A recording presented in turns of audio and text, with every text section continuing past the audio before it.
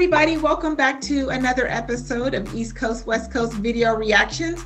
I am your host, Sharita Dilly. And I'm Petal. And I'm Pamela. Okay, and today we are going to be watching a video, something about naked. Don't know what it is. Let's see. Well, so no, it's not what you think. It's not what you think. Not what you think.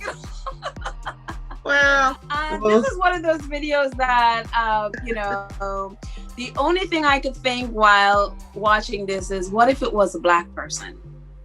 So let's take a look. Yeah, exactly. I was going to say, leave it right there.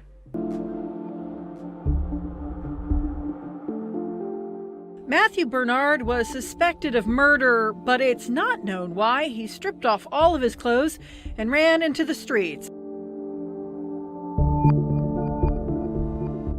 An officer used mace to try to stop Bernard, but he kept on running straight at Lloyd Galden in a church parking lot. I was just saying, good Lord, get me out of it, and I was fighting him as much as I could. Bernard then took off down the road, where he was stopped by officers working with a police dog.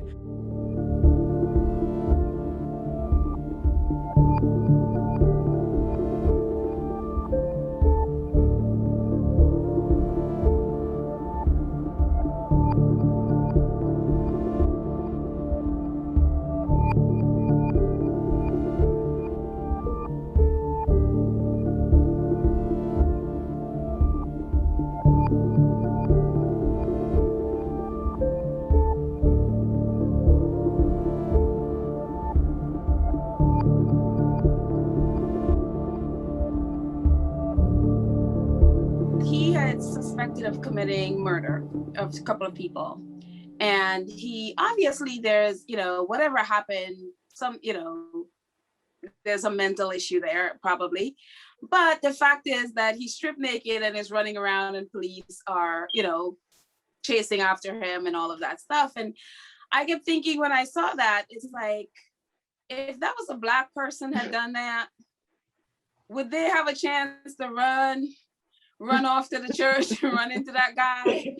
Would they get given the same opportunity to, to be able to? What did the pastor say? He said he prayed. What did he say? I pushed him aside, and he said I prayed. Well, probably.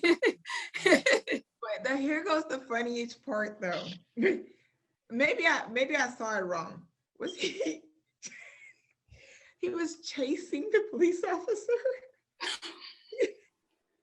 Yes. The police officer was running away from the man. Yeah. That to me because it's was naked. The funniest thing ever. Like, he's running. And the cop was like, had his gun running. He didn't turn around and say, stop, right. Hold it there. Nope. Get down on the ground. He was running. This job supposedly prepares you to, no matter what situation you're in, to de-escalate. That is the bottom line.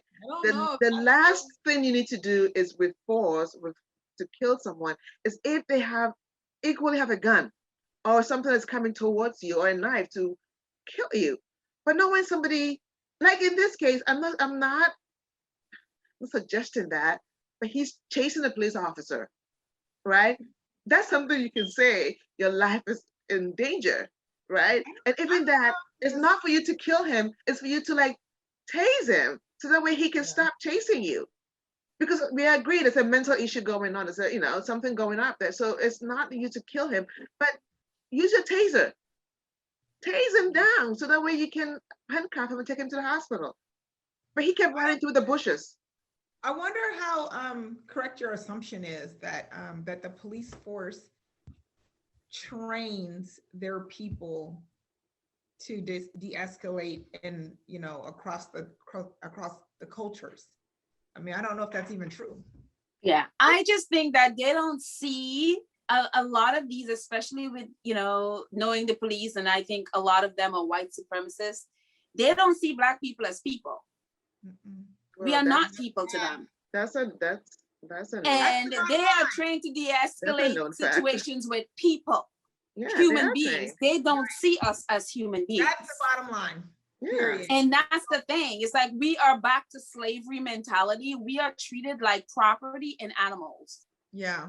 To be Like owned. I always say, Yeah, we're not people put to them. ourselves in positions of power. We need to send more of our kids to the police force. We need to be on the ground level. I mean, we need to. But the thing about it too is like we have a lot of Black police officers, men and women. The thing about it, of course, not as many as say white, but a lot of them right now have bought into this thinking, because you see a lot of Black cops doing the same thing. You know what I mean? A lot of them have I don't know if bought a in, lot not of all Black of them, cops, but a lot of them for me has bought into that thinking. Yeah, but You if know you see what I a lot mean? of them, there's no number to prove that. I think I there's have two brothers who are seldom cops. few people who've done that, but not a lot of Black cops who have done that. I think there is a handful of them. They do get pressure though. They do get the pressure of not standing up for what they really. That's what I'm saying. Yeah. They don't stand up. You can get in big trouble. So they Yeah. definitely have that pressure. Yeah. Because I I mean, think I am doing that judging from especially what I saw happen with the Black Lives Matter protests, where all that stuff went down, and I have yet to see a Black officer, probably one or two maybe, who has stood up and spoken out against it. You know what I mean? I have yet to see any big. There is the what is that for Black officers? I forgot what it's called. I've yet to see them speak out about it. But Petal, it was made very clear during that whole, at the beginning of the George Floyd movement, they were making it really clear that different police officers, even white ones who have stood up against the brothers in blue, ended up getting fired or getting killed themselves or being hurt.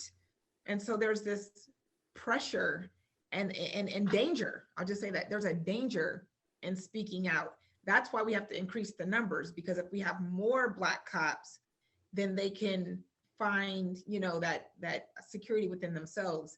There's just not enough of them, not enough of them out there. And in certain situations, in certain locations or areas that we're talking about where this issue, so these crimes are being committed against Black people, Black and brown people, the number of minority people of color in the police force are way less in most cases than their Caucasian counterparts, right? Wait, can you say that again, Pam? So I'm saying, so in some of these cases, in most of these cases where these crimes are being committed against Black and brown people, those places, the locations, the Black or brown police officers are usually the minority in those precincts. There's more white people. And so if they choose to go against that, then it's like if there's only 5 or 6 Black officers with 100 white officers in, let's say, somewhere in a predominantly white area, state or city,